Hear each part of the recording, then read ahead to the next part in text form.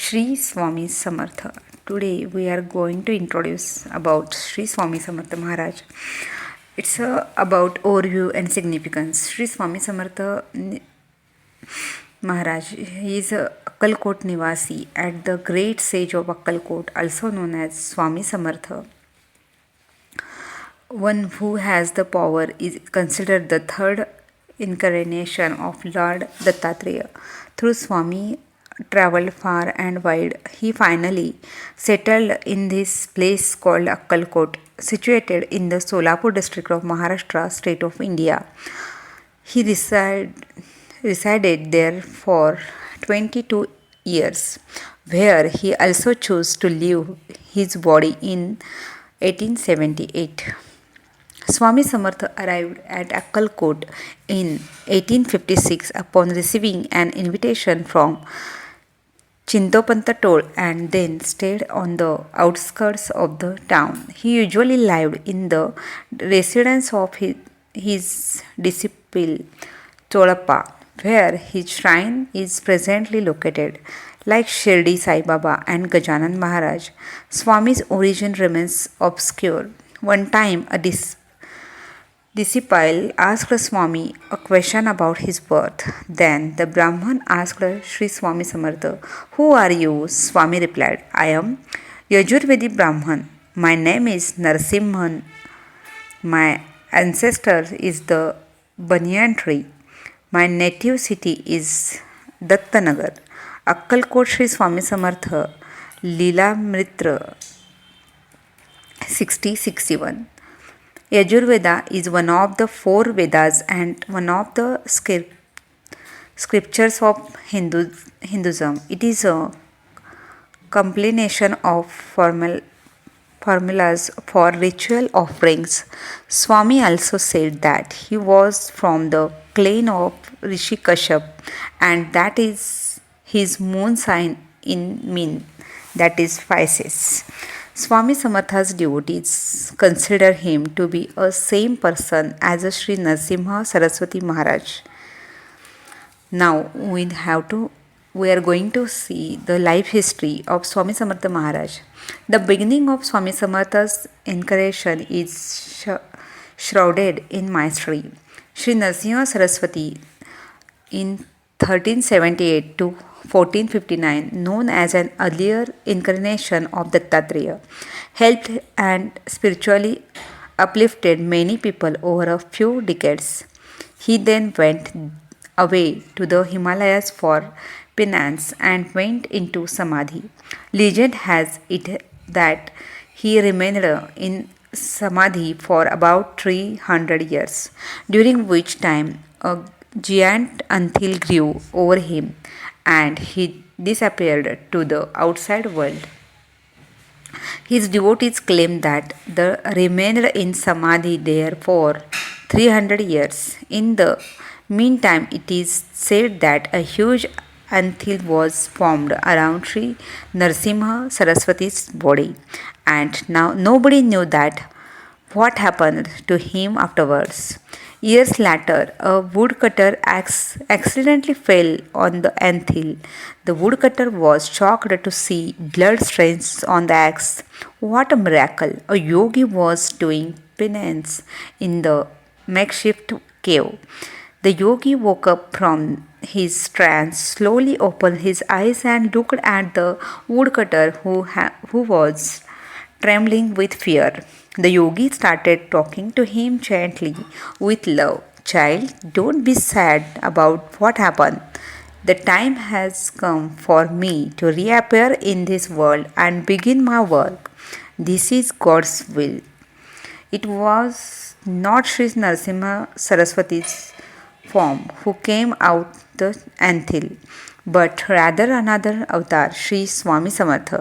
Many devotees of Sri Swami Samartha later noticed that he still had a scar on his thigh from an axe injury. We know from many scriptures that even today many yogis are practicing penance in remote caves in the Himalayas, where they remain a samadhi over the ages with their groups of disciples. After coming out the Anthil, Sri Swami Samartha also started his tour from 1758 to various parts of the Himalayas. After he continued his journey southwards to many other locations in India. Another version of Swami Samartha's first appearance in this world comes from one of his most prominent disciples, Swami Sut Maharaj, who says that Shri Swami Samartha first appeared as an 8-year-old boy in a village called Chil- Chelikheda in the North India. This was said to have happened in the year of 1149. There, Sri Swami revealed himself as an 8-year-old boy who split the earth to play marble with a child named Vijay Singh. As this event took place on the full moon day of the Chaitra month, this day is declared as Sri Swami Samarth's Prakat Din or Manifestation Day every year. When doubt arose as to the variety of this event, which obviously took place many years ago, Sri Swami Samartha himself proved it to totally true. Akkalkot Sri Swami Samartha Lila Mrit 48-49. Swami Maharaj was a superhuman with a luster that was divine and brilliant. He was graced with long arms extending down his knees, such a luster of divine brilliance emitted from his body that no one could look at his directly. No one could look at him directly. He had a fair complexion, a long straight nose, curved eyebrows, long ears, broad chest, thighs like a banana tree, and lotus like feet. He had a sandal mark on his forehead and his arms. He usually would wear a loin cloth. Sometimes Sri Swami could remove and throw away the loin cloth and go naked, Digambar Avastha. Sometimes he would wear an ear cap. At other times he would wear a red echri costume. Sri Swami would always look very graceful. The nature of Sri Swami Samartha Maharaj was simple and straightforward. He was like a child. He was very generous, very kind to the devotees, and always showed love towards his devotees. He would treat everyone equally without any difference. Swami Maharaj would sometimes sleep on a bed, at times on stone. Sometimes there would be a insignia royalty with elephants and horses, but sometimes he would sit on a heap of rubbish.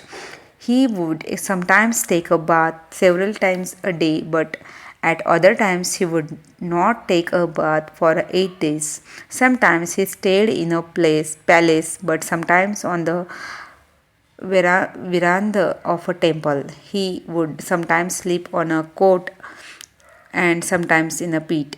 In all locations and under all circumstances, he was observed in himself. Sri Swami was temperate in speech and occasionally adopted silence. At other times, he could be very outspoken and shower abuses. Whether a person was rich, honorable, or even a woman, Sri Swami would speak directly and clearly and expose them openly if necessary. His speech would be either indicative or symbolic. Maloji Raje Bhosle, the king of the Kalkot regime at that time, was initially a devotee of Sri Narasimha Saraswati and Maharaj and usually went to Ganagapur to attend celebrations. Once he received a visionary insight where Sri Narasimha Saraswati, Sri Guru, told him, I have already moved to the reside in Akkalkot, then why are you coming in Ganagapur? From that day onwards, King Maloji Raje started rendering his devotional service to the Sri Swami Samartha at Akkalkot. Like this, there have been Innumerable occasions where Sri Guru appeared to his devotees in visions and dreams, asking them to go to Swami Samartha for he had moved to Akkalkot and they could pay their respects in person there.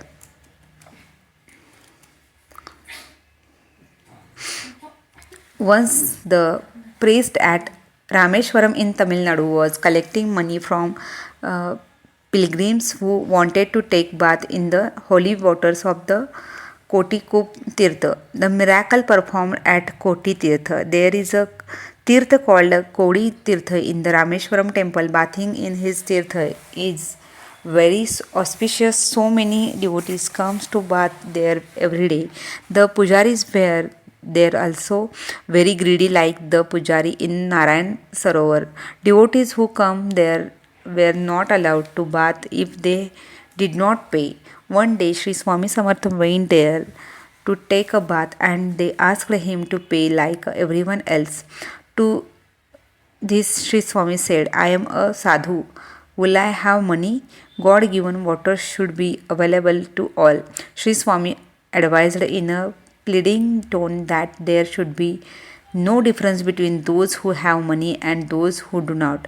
The priests did not let him in because of their arrogance. Sri Swami angrily said, What for whatever virtue everyone is bathing here, the virtue will no longer be there. And then he left. The priests did not care about what he was saying. However, after Swami left, the tirth became full of worms and started to sting.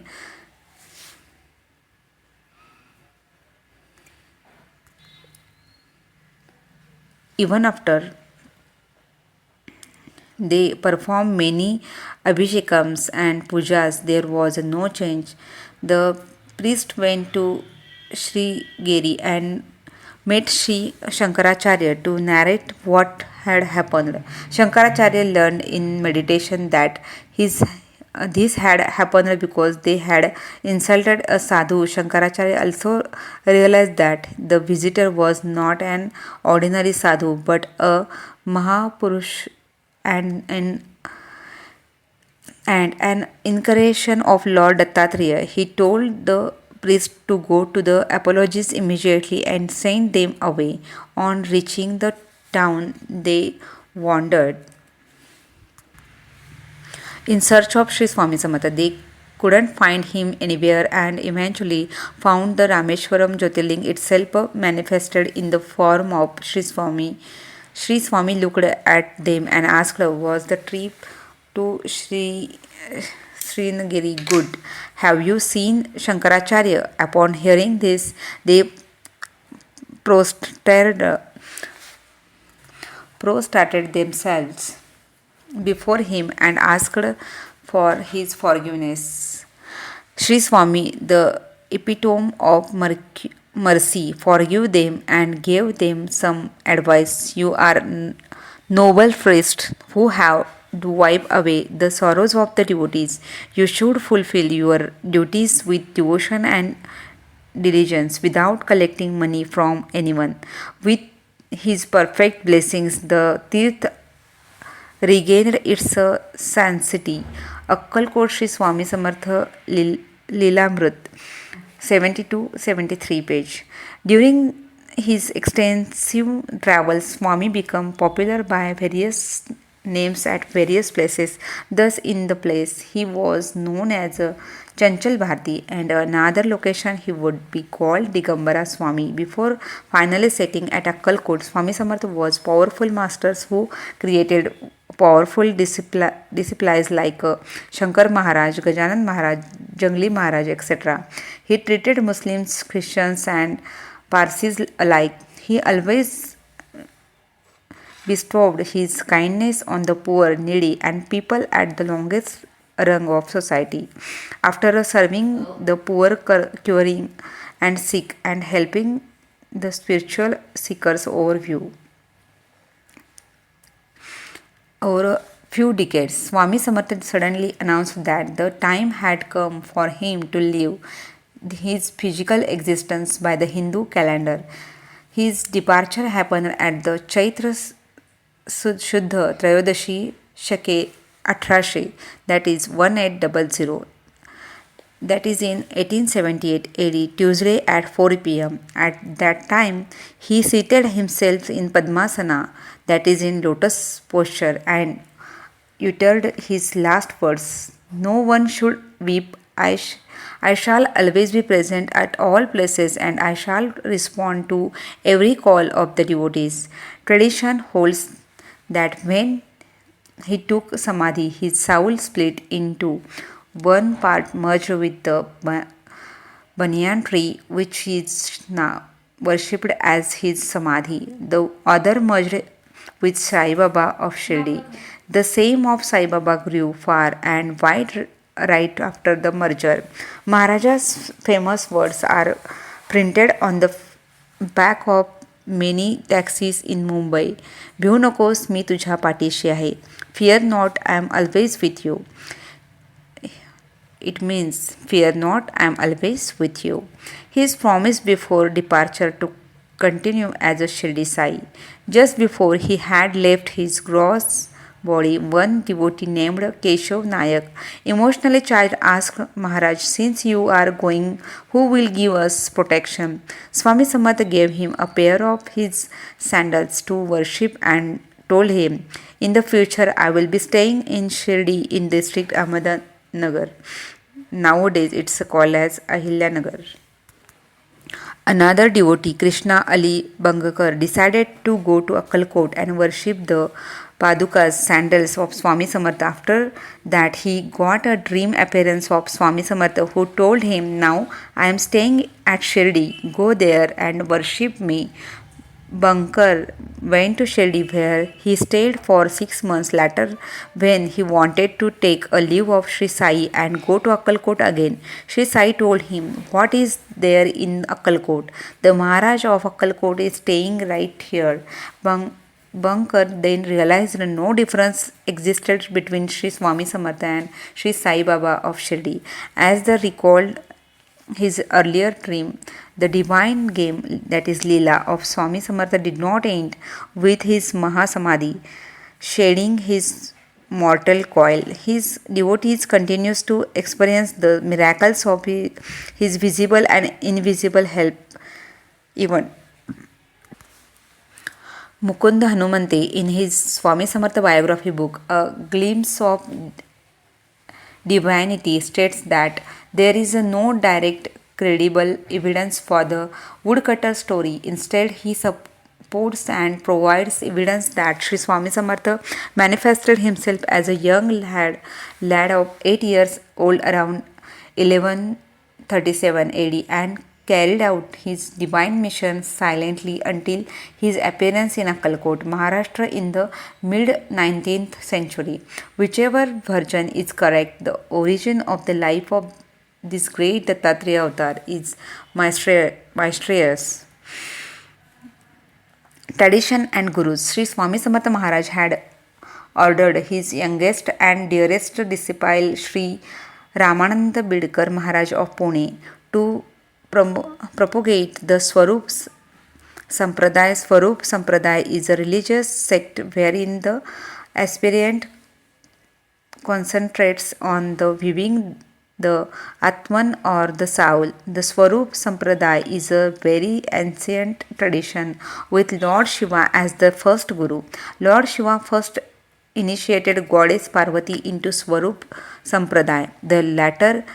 Later, this tradition continued in history with the tradition initiation of Lord Vishnu, Lord Brahma, sages Vashishta, Shukdev, etc. This tradition further continued with masters such as Sri Govindapad, Sri Jagadguru, Adi Shankaracharya, Sri Vidyan Swami, Sri Krishna Saraswati, and Srimat Narsimha Saraswati, up to Sri Swami Samartha, the incarnation of Lord Dattatreya. And his teaching is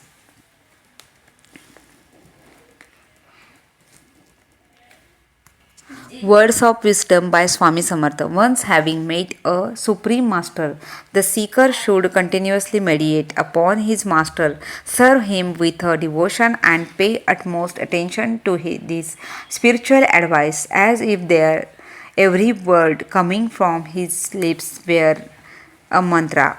Have a firm belief that God alone exists in every seen and unseen thing in this universe. Earn your livelihood though since efforts. When you come across an able guide on the path of spirituality, try to gain as much knowledge and advice from him as possible. No master will share the divine knowledge on his own, as no farm will yield crops on its own. Then next thing where the Swami teaches us, while following spiritual practices, if you gain spiritual powers, do not fall prey to the lure of using them to show miracles. The next is the conduct of people treading the spiritual path should be pure and righteous. The next was, since the final goal of all religious faith and sects preaching divine knowledge in the same, all sects and faiths are birds of the same feather. The next was Vedic spiritual scriptures composed by rishis, that is seers, should be read and repeated. The next one is, try to purify your mind as you try to maintain the external sanctity of the body. Then do actions without expecting any rewards. The next is, book knowledge alone will not lead you to self realization. Try to put the acquired knowledge into practice. Points to ponder. Work is a worship. Execute all actions, including mental, as garlands of fresh, fragrant, and colorful flowers as offerings to the divine. The next is, unwind from the endless binding law of karma by detaching from the expected results of your actions and by denouncing pride of doorships. The greatest goal of human existence is to realize the iris- iristis- what is this? Irresistible glory of the enchanting radiant self and easily enjoy infinite bliss, ananda, through sahaj samadhi. Patience is the greatest virtue for world, worldly and spiritual success. Be patient. The next is on sadhanas. Cultivate and field and harvest the crop. Next is hurt no one and help everyone because inside everyone I am the only one. The next is constantly shred your ego. Next is the light of the self is your invaler. Realize this invaling light of self. Effulgence intelligently. The next is fear never, as the divine is ever near. Scared practices and sadhana. About the scared practices and sadhana, a few common mantras commemorating Swami Samartha are Om Abhyadata Shri Swami Samartha Namaha, Anantakoti Brahmand Nayak Rajadhiraj Yogiraj Shri Swami Samartha Maharaj Ki Jai. Next is Maharaj Shri Swami Samartha Jai Jai Swami Samartha. Akkalkot Maharaja's Aarti can be you can found in Marathi on the next channel. The next is Swami Samartha Tarak Mantra. That one is Nishank ho, Nirbhay ho, Manare. You will find it on Google or everywhere. You can search as Sri Swami Samartha Tarak Mantra. Sri Swami Samartha Tarak Mantra sung by many phenomena and many singers and devotees. You can chant it on daily basis to increase your positivity and inspiration towards your goals, achievements, or your mental health also. These sadhana and practices should be done by everyone in the, like, you can, if you are child, if you are adult, or if you are more than this, any girl, female, or anyone can chant these miracles. Swami Samarth performed immeasurable miracles during his lifetime, many of which were narrated by his disciples. These miracles had one purpose: to instill faith in the skeptical minds, to restore wavering faith, and to proclaim the existence of divine power beyond the comprehension of your human senses and mind. Through miracles, he saved many devotees, relieved their sufferings, and conferred his grace, while the ultimate purpose was to reinforce their devotion and faith in divine powers, taking them into the path of God. Here are few examples taken from Akkalkot Sri Swami Samartha Lilamrut, a comprehensive collection of Sri Swami's Leelas and miracles. Saving a devotee from death. The one is the saving devotee from death. Baba Sahib Jadhav and Sri Swami Samartha. Government officer Baba Sahib Jadhav had no children when he asked Sri Swami Samarth permission for his second marriage after the death of his wife. Sri Swami Samartha did not grant him it. He surrendered his property to Sri Swami and took refuge with Sri Swami Samartha wearing just a loin cloth. One time Sri Swami Samartha was at a fuel store near Sarkarwada. It was 12th noon and Sri Swami said, Baba Sahib Kumbhar, the nickname of Maharaj, gave him, a cheat has come in your name. Baba Sahib was very afraid after hearing Sri Swami's words. After this, he saw a very aggressive looking being. Baba Sahib held Sri Swami Samartha's feet tightly and said, Maharaj, my only desire is to render service to you to the extent that my mind is satisfied.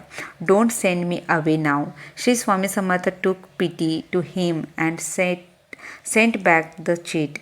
Then there was a big bull standing in front of them. Go over to that bull, he said. The bull immediately fell dead and Baba Sahib's life was spared. Akkalkot Sri Swami Samarth Lilamrut, page number 277278. Omens sense. Distribution of Vishnu Bua Brahmachari's ego.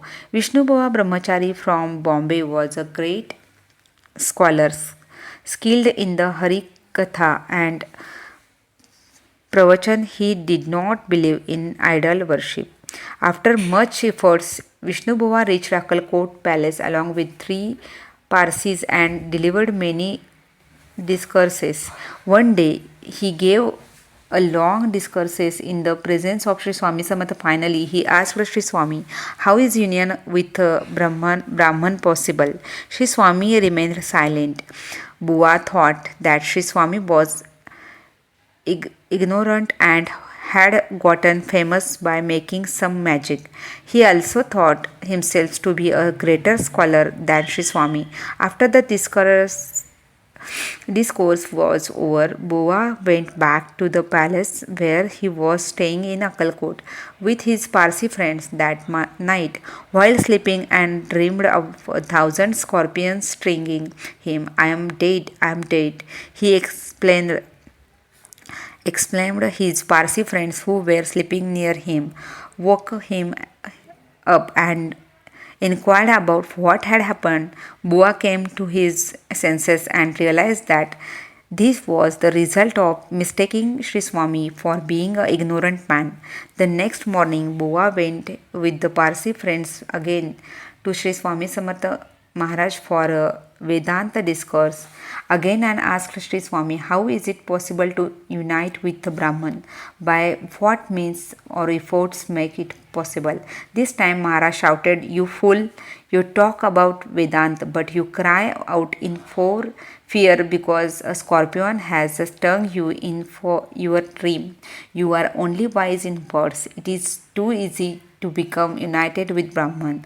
What kind of yogi have you become by talking about Vedant? Educate Educated fool, you have become a spiritual speaker. Go back the way you came." Bua was deeply humiliated when he reached his home.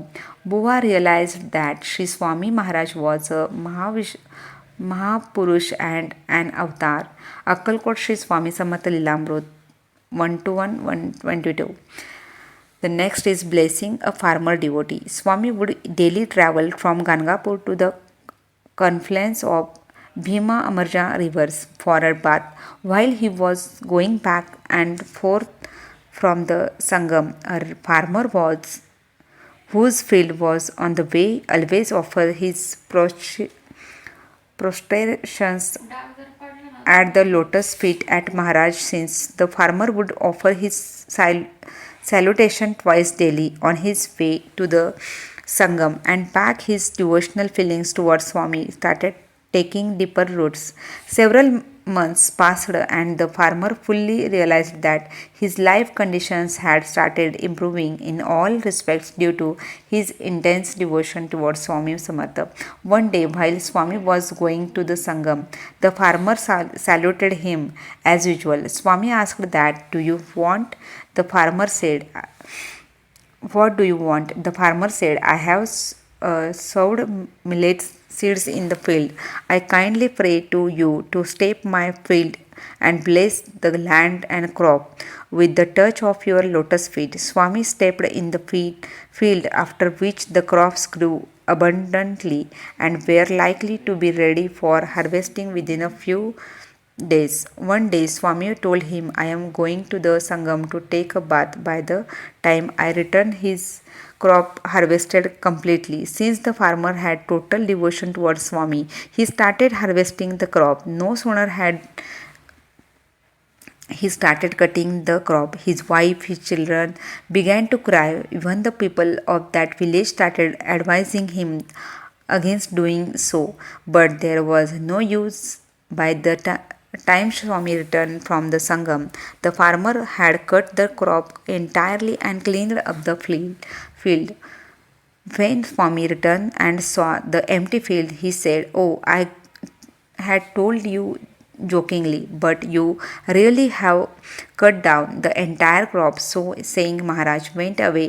Within a few days after this incident, there was a torrential rain in the village. The rice crops in the all other fields of the village were completely ruined, and the surprise of the villagers, this farmer's field began to sprout all over.